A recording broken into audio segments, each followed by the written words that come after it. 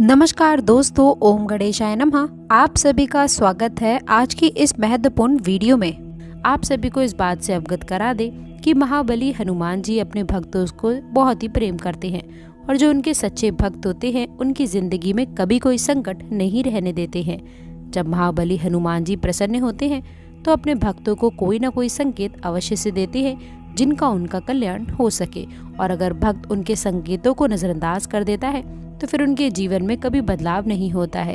एक प्रकार से कहा जा सकता है कि हनुमान जी उनके जीवन से रुष्ट होने लगते हैं। तो आप सभी को बता दें कि आपके लिए ये समय बहुत अच्छा रहने वाला है और इस भविष्यवाणी में बहुत ही गुप्त योग छुपे हुए हैं।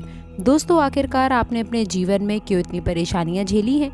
क्यों बनते बनते काम आपके बिगड़ जाते हैं? जीवन में जब आप किसी कार्य की शुरुआत करते हैं तो शुरुआत में सब अच्छा रहता है, लेकिन कुछ समय पश्चात आपका काम धीरे धीरे विनाश की ओर, समाप्त की ओर चलने लगता है। एक समय वह आता है कि कार्य आपका पूर्ण रूप से बंद ही हो जाता है, जैसे किसी की आपको नजर लग गई हो। ऐसा क्यों होता है?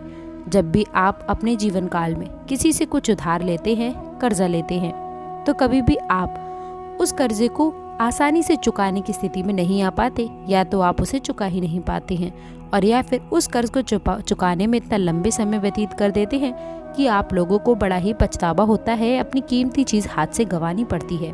जी हाँ दोस्तों, आज हम आप लोगों को कुछ खास बातें बताने वाले हैं, इसलिए आपसे निवेदन है कि आज की जानकारी को आप शुरू से लेकर अंत तक देखें।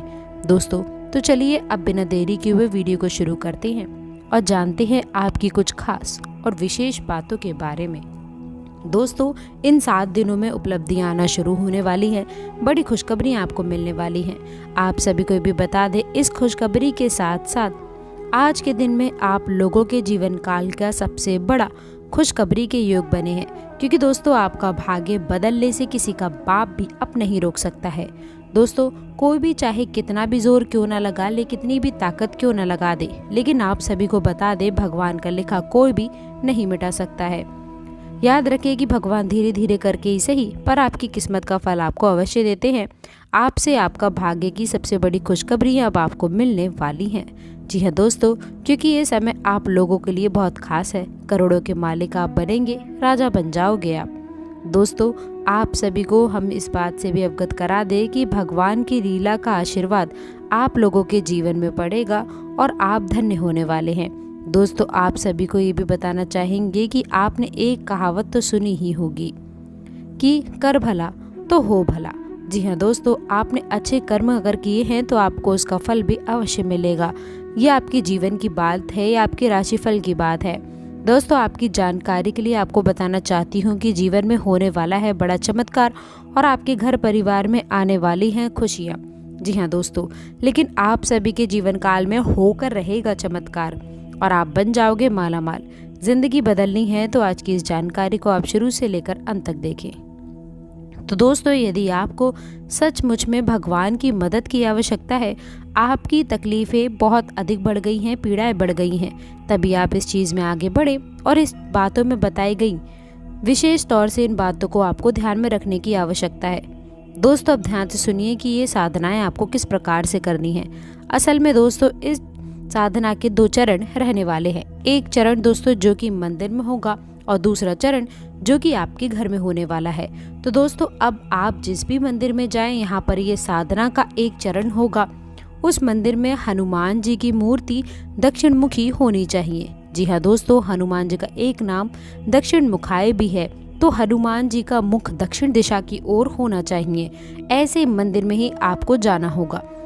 दोस्तों, दूसरा कि अगर आपको जो घर पर एक भाग्य की साधना पूर्ण होगा, वह सुबह सुबह आपको करना होगा। जी हाँ दोस्तों, रात्रि में ना करें, दिन के किसी भी समय में आप ना करें। तो चलिए दोस्तों, अब शुरुआत कर लेते हैं और आप सभी को बता देते हैं कि इस साधना को आखिरकार आपको करना कैसा है। साधना को शुरू करने का दिन मंगलवार का हो तो बेहतर रहेगा, आप वरना किसी भी दिन कर सकते हैं। मंगलवार के दिन शुरुआत करिएगा, लेकिन आपको मंगलवार के दिन सुबह सवेरे सूर्य उदय होने के पश्चात स्नान आदि करने के बाद में संपूर्ण विधि विधान से आपको तैयार होना है। यानी कि आप लोगों को जितना हो सके उतने लाल वस्त्र पहनने हैं, लाल आसन का आपको प्रयोग करना है, लाल प्रसाद का ही आपको प्रयोग करना होगा। जी हाँ दोस्तों, लाल रंग का लड्डू या फिर कोई भी मिठाई या फिर कोई फल का भी आप प्रयोग कर सकते हैं। अब आप लोगों को आसन बिछाकर बैठना है और जो चौकी लगी है वहाँ पर आपका मुंह यानी कि उत्तर दिशा की ओर होना चाहिए।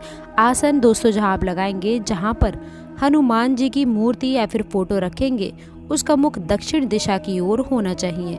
आपको आसन लगाते समय दोस्तों खास ध्यान रखना है, आपको पुष्प अर्पित करना है, पूजा पाठ करनी है, विधि विधान के साथ में आपको कार्य करने हैं, उन्हें भोग लगाना है और उसके बाद ही हनुमान चालीसा का आप पाठ शुरू कर सकते हैं।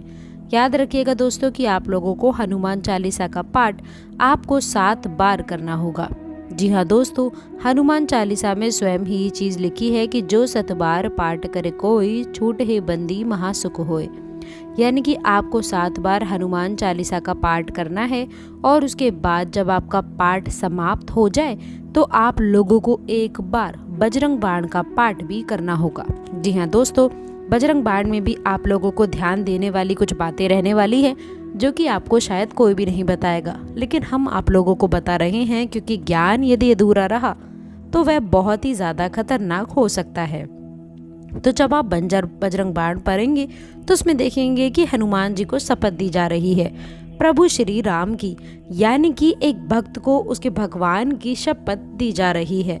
और किस लिए दे रहे हैं कि आपके काम बन जाएं, यानी कि आप निज स्वार्थ के लिए हनुमान जी को कसम दे करके मजबूर कर रहे हैं कि वो आए और आपके कार्य की पूर्ति करें। तो अब ऐसे में आप लोग जब बजरंग बाण पढ़ेंगे तो जितनी बार भी हनुमान जी को आप शपथ देंगे उतनी बार आप लोगों को कान पकड़ के मन ही मन माफ़ी का भाव भी रखना होगा दोस्तों, क्योंकि हम शपथ दे अवश्य रहे हैं लेकिन हम हनुमान जी के मान का, हनुमान जी के सम्मान का पूरा ख्याल भी रख रहे हैं। ऐसे हमें अवश्य करना होगा दोस्तों, अन्यथा बजरंग बाण के दुष्परिणाम भी बहुत भयंकर होते हैं, क्योंकि आप हनुमान जी को शपथ दे रहे हैं दोस्तों और ये कोई छोटी बात नहीं है। तो आपको अपने मन के भाव रखने हैं, कान पकड़ के उनसे माफ़ी का भाव रखना है और बजरंग बाण का आपको पाठ करना है। इसके बाद अब आपका साधना का भाग शुरू होगा। ये तो आपकी साधारण सी पूजा पाठ थी, अब आपकी साधना का भाव शुरू होगा और आपको अपने दाहिने हाथ की इंजरी में चल लेना होगा। और दोस्तों आपको बता देंगे, जल लेने के बाद में हनुमान जी की फोटो के सामने संकल्प करें कि हे प्रभु श्री हनुमान जी, अब आप हमारी अमुक यानी कि इस मनोकामना की पूर्ति के लिए प्रयास करें, हमारी मनोकामना पूर्ति करें। हम आपके लिए अपनी मनोकामना पूर्ण हेतु ये संकल्प लेते हैं कि 21 दिनों तक इस तरह की साधना यानी कि यह साधना पूर्ण अवश्य करेंगे और आपसे भी हम यही उम्मीद करते हैं कि हमारी साधना पूर्ण होने तक आप हमारी मनोकामना पूर्ण करेंगे और हमारी साधना को स्वीकार करेंगे। दोस्तों इस तरह का आपको संकल्प लेना है और इसके साथ ही कुछ खास सावधानियां भी आपको रखनी चाहिए।